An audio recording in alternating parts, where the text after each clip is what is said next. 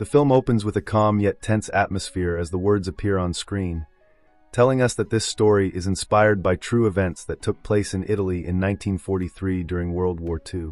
The scene slowly fades into the peaceful countryside, where people try to live normal lives despite the horrors of war surrounding them.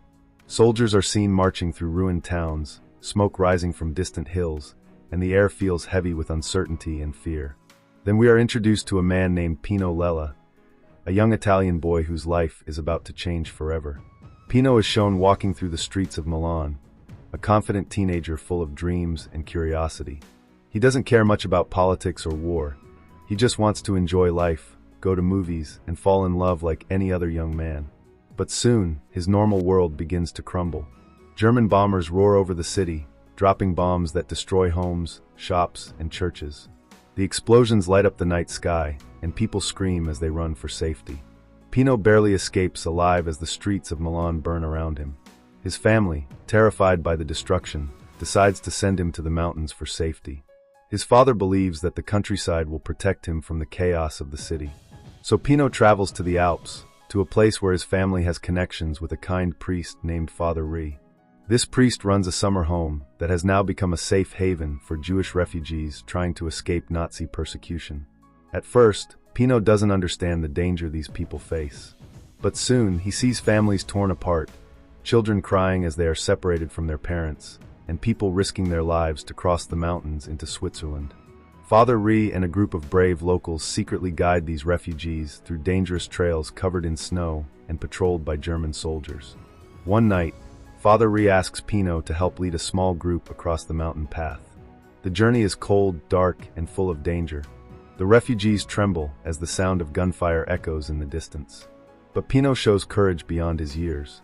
He leads them step by step, whispering words of hope as they push through the storm. When they finally reach safety on the Swiss border, the refugees thank him with tears in their eyes. From that night, Pino begins to understand the cruelty of the world and the power of compassion. Months later, he returns to Milan as the war intensifies. German forces now occupy Italy, and life has become harsh and dangerous. Food is scarce, curfews are strict, and fear hangs over the city like a shadow. Pino's parents are desperate to protect him. They make a painful decision to have him enlist in the German army. Though it seems shocking, their true goal is to keep him alive, because young Italian men who don't join are often taken to labor camps or killed. Reluctantly, Pino agrees, wearing the uniform of an army he doesn't believe in. Inside, he feels shame and guilt, but he hides it well. Then, something unexpected happens. Due to his fluency in multiple languages and his driving skills, Pino is chosen to become the personal driver for a powerful Nazi general named Hans Leyers. Leyers is one of Hitler's top engineers in Italy, responsible for managing construction projects and securing supplies for the German war machine. To the outside world, Pino now appears to be working for the enemy. But secretly, this new role gives him access to high-ranking officers, secret routes, and classified information. Slowly, he realizes this is an opportunity to fight back from the inside. Through his position, Pino becomes a spy for the Italian resistance. Every day, he listens carefully as German officers discuss battle plans, supply lines, and troop movements. He memorizes details and secretly passes them to the resistance, risking his life with every piece of information. Meanwhile, Pino meets a beautiful young woman named Anna, who works as a maid for General Leyers' household. She is kind, strong, and has a quiet sadness in her eyes. The two grow close, and soon love blossoms amidst the chaos of war. For Pino, Anna becomes his light in the darkness, his reason to keep going. But their love is dangerous. If anyone discovers their relationship, they could both be executed. Still, they steal moments together, sharing dreams of peace and freedom. As months pass, Pino's double life becomes more dangerous. The resistance depends on the intelligence he gathers, but one mistake could expose everything. General Leyers begins to suspect that there might be traitors among his ranks. He tests Pino with sudden questions, watching his reactions carefully. But Pino remains calm, always hiding his fear behind polite obedience. One day, during a tense car ride through the countryside, Leyers talks about the war, his loyalty to Hitler, and his belief that the German Empire will never fall. Pino nods silently, gripping the steering wheel tightly, while inside he burns with anger. He dreams of the day when the Nazis will finally be defeated. The war reaches its peak. Allied forces are moving closer, and German control over Italy begins to crumble. The streets of Milan become battlegrounds between resistance fighters and German troops. Explosions echo through the night, and buildings collapse under artillery fire. Pino continues to drive General Leyers across the war-torn cities, witnessing the collapse of the Nazi regime from the inside. Each trip brings new dangers, roadblocks, air raids, and ambushes. Yet he keeps gathering information for the resistance, never losing faith in their fight for freedom. But tragedy strikes when Anna is caught in the crossfire of the war. Her death shatters Pino's heart. For days, he is broken, consumed by grief and guilt. He blames himself for not being able to protect her. Still, he knows he must keep going. He continues his mission, determined to see Italy free from the tyranny that took so much from him. When the Allies finally liberate Italy, people flood the streets, cheering and waving flags. Pino removes his German uniform, but instead of being seen as a hero, he is attacked by angry Italians who believe he was a collaborator. They don't know the truth, that he risked everything to fight from within. As he is beaten and humiliated, Pino shouts that he was a spy, but no one listens. Later, his family and Father Re help him recover, and slowly he begins to heal. The war has left scars on his soul, but also a deep understanding of sacrifice, courage, and love. The story closes with an older Pino standing by Anna's grave years later, remembering the love they shared and the hope they carried even in the darkest times.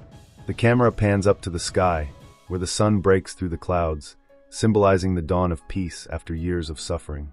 Years later, the war is over, but the memories of it still live deep inside Pino's heart. The people of Italy are slowly rebuilding their lives. Streets are being cleaned, homes repaired, and children once again play where soldiers once marched. Yet for Pino, peace doesn't come easily. He walks through Milan, seeing familiar places that now feel different, quiet, but haunted by what once was. Every corner reminds him of Anna, of the laughter they shared, and the moments of warmth amidst the chaos. He visits the church where Father Re used to hide refugees, and for a moment, he feels like that young boy again, standing before the priest who taught him courage. Father Re now works with families displaced by war, and when he sees Pino, his eyes fill with pride. He tells him, "You did what few dared to do, my son. You fought evil from within." Those words comfort Pino, but the pain of the past still lingers. He remembers the nights he drove General Hans Leyers through the broken cities, listening to him talk about strategies, while secretly memorizing everything for the resistance. That double life had nearly destroyed him. One mistake would have cost him not just his life, but the lives of those fighting for freedom. He still wonders how he survived. One afternoon, Pino sits alone in a cafe, watching people smile and laugh, and for the first time in years, he allows himself to breathe without fear. But even now, some people still whisper behind his back. To many, he was the soldier who wore the German uniform, the boy who drove for a Nazi general. Few know the truth, that he had risked everything to betray that same general. His story remains untold, buried beneath the ashes of history. Decades pass. The world moves on, but Pino never forgets. He eventually moves away from Milan and builds a quiet life. He works as an engineer, marries, and has children. Yet in the silence of the night, the echoes of 1943 still return. The sound of bombings, Anna's laughter, the cries of refugees crossing the Alps. One day, an old friend from the resistance reaches out to him. They meet in a small village surrounded by hills. The man, now gray-haired and frail, tells Pino that history is forgetting the sacrifices of those who fought in silence. He urges him to tell his story. Pino hesitates at first. The pain feels too heavy to reopen. But then he remembers Anna's face, her dream of a world where people could live without fear. That memory gives him strength. Slowly, he begins to share everything, his journey from a carefree boy to a spy hidden behind enemy lines. He describes the freezing nights leading refugees across the mountains, the terror of being discovered, and the heartbreak of losing the woman he loved. His story spreads, and people begin to see him not as a traitor, but as a hero who lived between two worlds, risking everything for his country's freedom. In one powerful moment, Pino returns to the mountain path he once used to guide the refugees. The snow still covers the trail, but this time, the silence feels peaceful. He closes his eyes and hears echoes of footsteps, voices of the past whispering through the wind. The faces of those he saved flash in his mind. The children, the mothers, the old men who made it to safety because of him. A tear falls from his eye, not of sadness, but of gratitude. He realizes that even in the darkest of times, one person's courage can light the way for many. He kneels in the snow, whispers a prayer for Anna, and thanks God for giving him the strength to endure. Years later, when Pino is an old man, he visits a memorial in Milan dedicated to the heroes of the resistance. His name is not among them, but he doesn't mind. He smiles quietly, knowing that true heroism doesn't always need recognition. Sometimes it lives silently in the hearts of those who witnessed it. Standing before the monument, he remembers the final days of the war, when the Germans finally surrendered and Italy celebrated freedom. He remembers the chaos, the cheers, and the tears. The resistance fighters came out of hiding, waving flags and singing. The people rejoiced, but for Pino, victory felt bittersweet. The price of freedom had been love, innocence, and countless lives lost. Yet he never regretted what he did. It was the right thing. As the camera pans across the memorial, the narrator's voice gently reminds us that real courage is not about medals or fame. It's about standing up for what's right even when no one sees it. Pino's story teaches us that even in the most hopeless situations, one act of kindness, one brave choice, can change the course of history. The final scene shows Pino sitting on a bench overlooking the Alps, the same mountains where his journey began.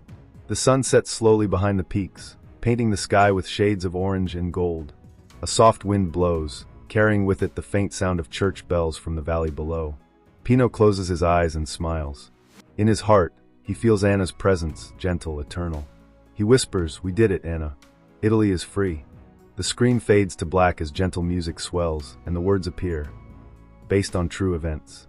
Dedicated to all those who fought for love, faith, and freedom.